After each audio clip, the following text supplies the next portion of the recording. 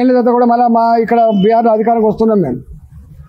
అట్లా ఒళ్ళు వంచి చెమట వడిపి ప్రజలకిచ్చిన హామీలు అమలు చేసి ప్రజల ప్రేమను పొందగలిగి అధికారంకి వస్తున్నాం తప్ప లేదు ఉత్తగానే మీరు ఈవీఎంలు మ్యానిపులేట్ చేసిందా? మరి నీవు ఈవీఎంలు మేనేజ్ చేసినావా? ఇక్కడ మీరు ఇక్కడ జూబ్లీహిల్స్లో ఈవీఎంలు మేనేజ్ చేసినావా?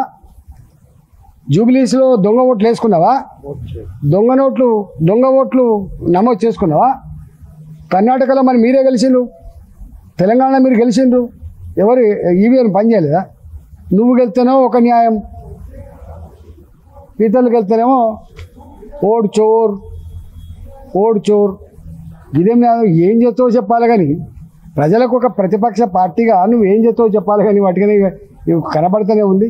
ఇట్లనే ప్రజల కోసం బరిగీసి కొట్లాడే తత్వం నీలో లేనప్పుడు, నీ పార్టీకి అది లేనప్పుడు నీ పార్టీ మూడపోయే ప్రసక్తి లేదు. అక్కడ సరి చేసుకోండి, కానీ ఇతరుల మీద వచ్చేసే ప్రయత్నం చేయదు. మీ పార్టీలోనే కొందరు ఎంపీలు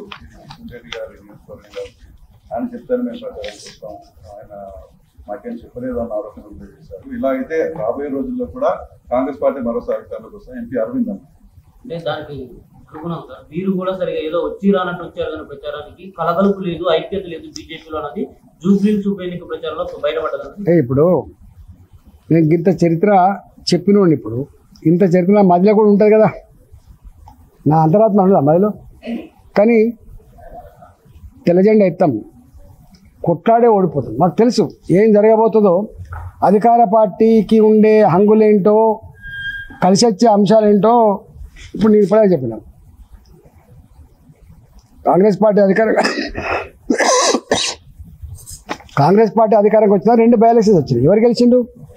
2 వాళ్ళే గెలిచిండు. అంతకుముందు బీఆర్ఎస్ తోటి ఉన్నప్పుడు 2 మేము గెలిచినాం.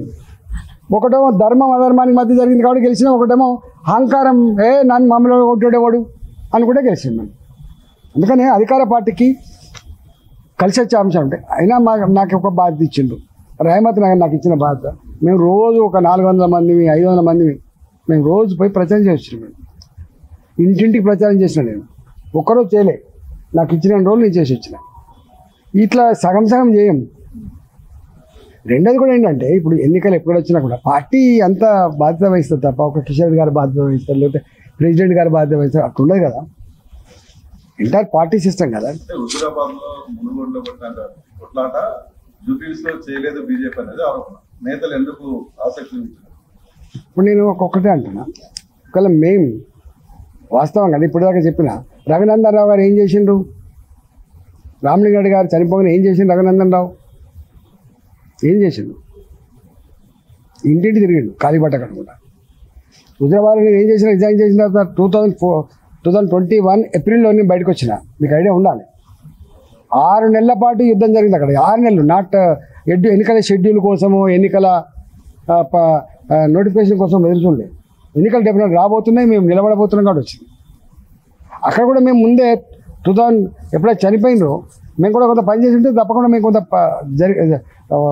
మంచి జరిగే ఆస్కారం ఉంటుండే. మేము చివరి మినిట్ వరకు కూడా క్యాండిడేట్ ప్రకటించలేదు కాబట్టి డెఫినెట్గా వాళ్ళకు అడ్వాంటేజ్ అయింది. అది దాచుకునేది ఏముంది? ఎందుకు అడ్వాంటేజ్ అయిందంటే గందుకైంది. అప్పటికే వాళ్ళు చనిపోయినటువంటి వాళ్ళు సానుభూతితో ఏడ్చుకుంటూ వాళ్ళు తిరిగిండ్రు, మీకు తెలుసు. అధికార పార్టీ కాబట్టి లోపల ఏం చేసుకోవాలి వాళ్ళు చేసుకున్నారు. ఇది గెలవకపోతే నా ప్రభుత్వం ఉంటుందా ఉండదనేటువంటి భావన వాళ్ళకుండే. అరే నా ఉన్న సీటు ఓడిపోతే నా ప్రతిష్ట నా పార్టీ గంగల కలిసిపోద్ది అనే భావన వీళ్ళకుండే. సీరియస్నెస్ ఉంటుంది కదా. కేంద్ర మంత్రి ఉన్నాడు కిషన్ రెడ్డి గారు, ఆయన సొంత నియోజకవర్గం. కిషన్ రెడ్డి గారికి బాధ లేదన్న.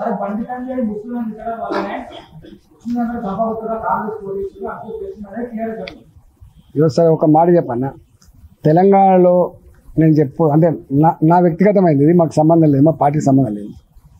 తెలంగాణలో ఎప్పుడు కూడా ఈ డివిజన్ పాలిటిక్స్ తోటి అధికారం రాలేము, గుర్తుపెట్టుకో. ఇది నా వ్యక్తిగతమైనది. అదే సమస్యలు ఉంటాయి, అనేక సమస్యలు ఉంటాయి. ఇవాళ నేను ఒక మాట్లాడుతున్నా, బీహార్లో మాకు ఇన్ని సీట్లు రావద్దు. 30% పాపులేషన్ అది, మాకు ఇన్ని సీట్లు ఎందుకు వచ్చినాయి? ఎక్కడో తప్పకుండా త్రిబుల్ తలాక్. మా సర్సంఘ్ చాలక్ ఒక గొప్ప మాట చెప్పిండు. ఒక జాతిని విస్మరించి, ఒక వర్గాన్ని విస్మరించి భారత్ని నిర్మాణం చేయలేము. గుర్తుపెట్టుకోండి. మా సర్చాలి చాలక్ గారు చెప్పిన మాట ఏంటంటే, ఒక జాతిని విస్మరించి దేశాన్ని నిర్మాణం చేయలేమని చెప్పింది. ఇది 5% ఉన్నోళ్ళు కాదు, 2%, 20% ఉన్నోళ్ళ సంగతి చెప్తుండే. రెండవది, మా మోడీ గారు ఒక గొప్ప మాట చెప్పిండు. ప్రధానమంత్రి కాగానే ఒక మెసేజ్ ఇచ్చిండు ఆయన, సబ్కా సాత్, సబ్కా సాత్, సబ్కా విశ్వాస్, సబ్కా వికాస్, సబ్కా ప్రయాస్. What is this? ఇది మా ఎజెండా, మా నినాదం అది. నో, ఈ డివిజన్ తెత్తం ఇట్లా అవుతుందా? వీళ్ళెవరు? ఒకరేమో ఆర్ఎస్ఎస్ చీఫ్ సర్సంఘ్ చాలక్, 100 సంవత్సరాలు ఈ దేశాన్ని అనేక రకాల చూసిన వాళ్ళుగా, అనేక కార్యక్రమాలు ఉన్నవాళ్ళుగా, దేశ నిర్మాణంలో భాగం పంచుకున్న వాళ్ళుగా, త్యాగాలు చేసిన వాళ్ళుగా, వారు చెప్పిన మాట గది. ఇవాళ మా మోడీ గారు చెప్పిన మాట ఇది. నో, మాకు దాంతో అధికారం వస్తానే పాలసీస్ లేవు. దాంతో మాత్రమే అధికారం వస్తానని మీరు ఏదో రాస్తుండ్రో అది మాకు లేదు. మేము ప్రజల ఎజెండా. ఇప్పుడు నేను మొన్న పోయినా, నేను ఉపన్యాసం ఇచ్చిన ఉపన్యాసం మీరు చూసినో లేదు. అరే బాధ అనిపిస్తుంది. ఇక్కడ ఏం డిబేట్ జరుగుతుంది? ప్రజలకు నువ్వేం చేస్తావు, నువ్వేం చేసినావో అంతకుముందున్న పార్టీ ప్రభుత్వం చెప్పుకోవాలి. ఇప్పుడున్న ప్రభుత్వం ఏం చేయబోతుందో చెప్పుకోవాలి. ఇగో ఈ డ్రైనేజ్ వ్యవస్థ మంచిగా చేస్తాం, మీకు డబుల్ బెడ్రూమ్లు ఇస్తాం, మీకు ఎంప్లాయ్మెంట్ కల్పిస్తాం, ఇగో మీకు ఈ లోన్లు ఇస్తాం, మిమ్మల్ని ఆదుకుంటాం, ఇవి చెప్పాలి కదా. ఎన్నాళ్ళు జరుగుతుంది? కులం పునాది మీద, మతం పునాది మీద రాజకీయాలు పర్మనెంట్ నడవవు. ఇది నా వ్యక్తిగత అభిప్రాయం. నేను వేరే వాళ్ళని విమర్శిస్తలేను.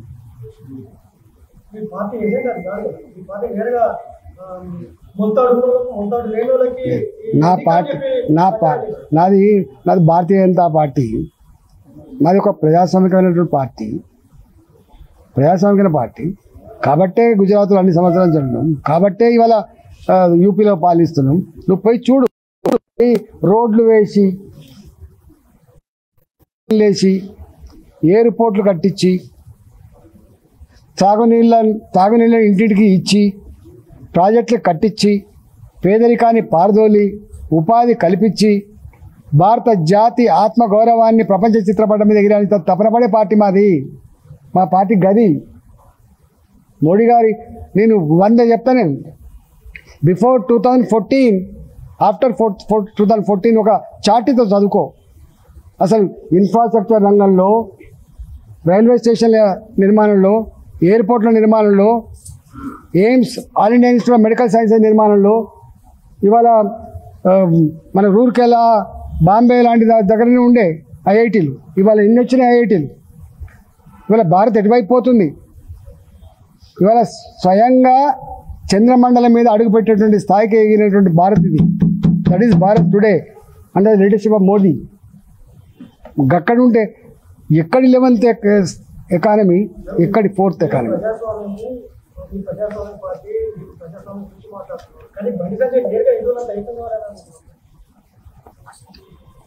వారిని అడిగితే వారు చెప్తారు, ఎందుకో వివరించి చెప్తారు.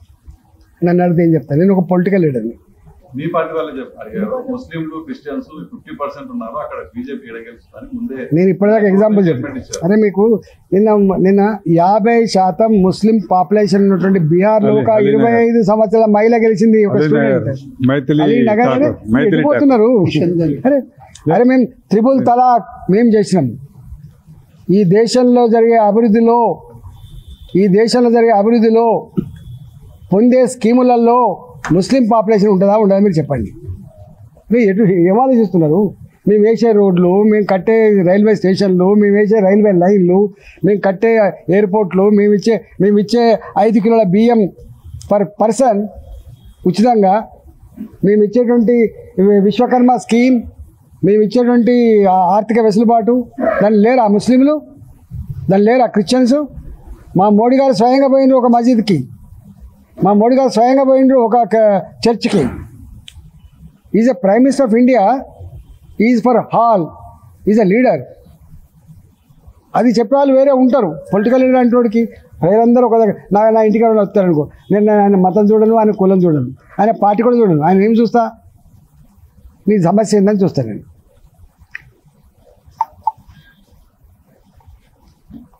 మీ పార్టీలో కొంతమంది నేతలనే పార్టీ ఈ తరహాలో తయారవుతుంది.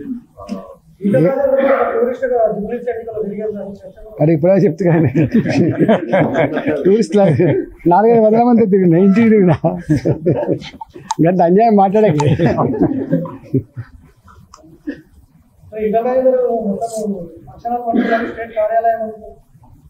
నా కాన్షియన్స్ ఇది.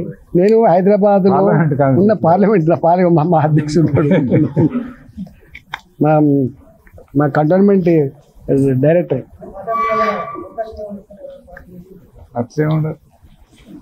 నన్ను నేనే నేను ఈటలే అన్నాను. ఏమన్నా మాట తప్పుతాడో అని చూస్తున్నాను.